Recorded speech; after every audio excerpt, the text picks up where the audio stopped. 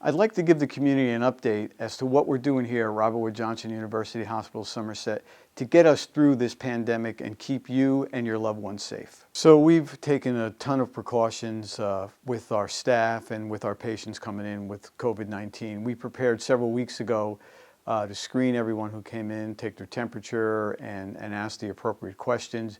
We've been masking our staff and masking our patients for the last 3 weeks, again, to protect our staff and protect the public.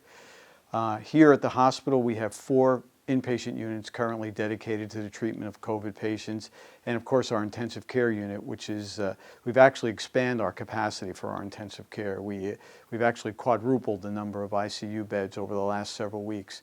You know, we're doing everything we can to assure the protection of our staff so that our staff is here to care for our patients, and I'm confident that we are providing the highest quality care during this pandemic. So I can't say enough about how great the community has been.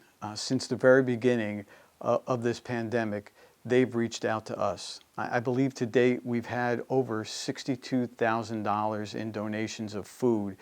We're able to feed our staff for breakfast, for lunch, and dinner from now through the end of the month. Not only that, but the outpouring of support relative to our caregivers here in terms of, for example, last Friday the Elks provided a parade of cars. They were honking their horns, they had American flags, they had signs. There were over 250 cars that came through the hospital. And not only that, but they took up a collection and presented us with gift cards and money and just all kinds of things, totaling well over $4,000.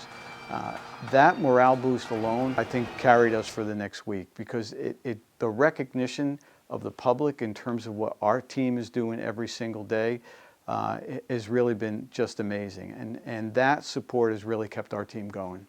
So one of the things I'm truly amazed of is the staff here at the hospital. I've always known that we provide high quality care and they are a great team, but I've seen them step up beyond my wildest expectations. I'm old enough to remember the AIDS epidemic. I was a pharmacist back in the day, and I thought that was bad, but this is nothing like that because you couldn't catch AIDS by standing next to a patient. But with COVID-19, you can. And even though we have a lot of young nurses here, they've stepped up to the challenge. They have been here day and night. And our medical team. So we formed a COVID medical team early on in our process, and we have one medical team dedicated to each of our floors. And most of our doctors are volunteers. They've taken of their time to help us manage these patients. And as I'm sure you've heard, there's no playbook for this. We've been writing this as we've been going along. Every single day at 3 o'clock, we meet with the medical teams and we go over the care that was provided in the last 24 hours and adjust the care for the next 24 hours. And the nursing team has to adapt to that.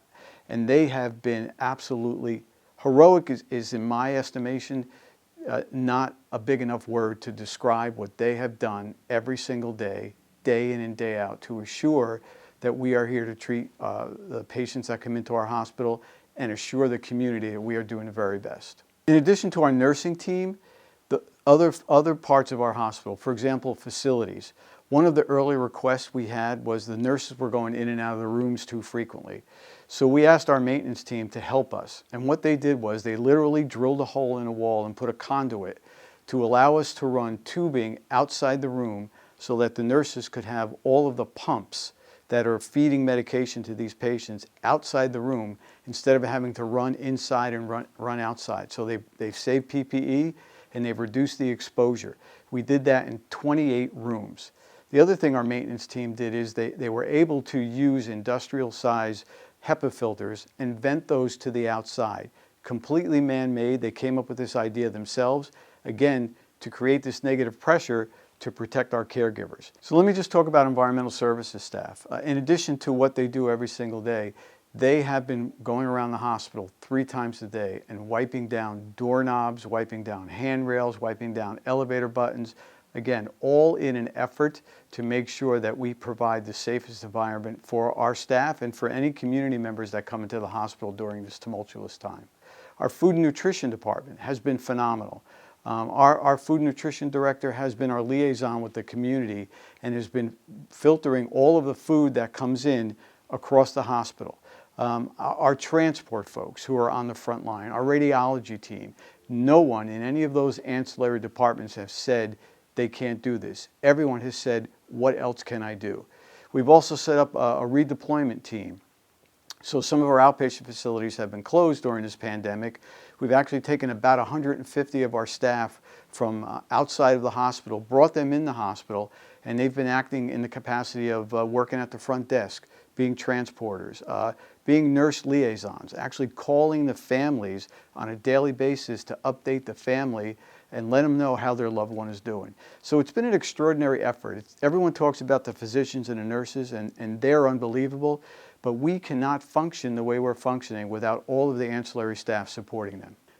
And lastly, I'd like to thank the community once again, because without your support, we can't do this. But here's what you can do for us. You can stay home. You can stay in your homes and weather this storm, and we'll get through this. And if you have to go out to the pharmacy or to the grocery store, make sure you are appropriately social distanced. Make sure you stay 6 feet away from your neighbor or your friend. And make sure you wear a mask. I know the governor has now asked everyone to wear a mask. I don't have a mask on right now because I'm appropriately distanced from the individuals that are filming this. But when I leave my office, I put my mask on. When I go anywhere outside the hospital or inside the hospital, when I'm home, I have a mask on. You need to do the same thing, because that's what will get us through this. That, in terms of what Governor Murphy said, will break the back of the curve. We are all in this together, and we will get through it. Why? Because we are RWJ Somerset strong.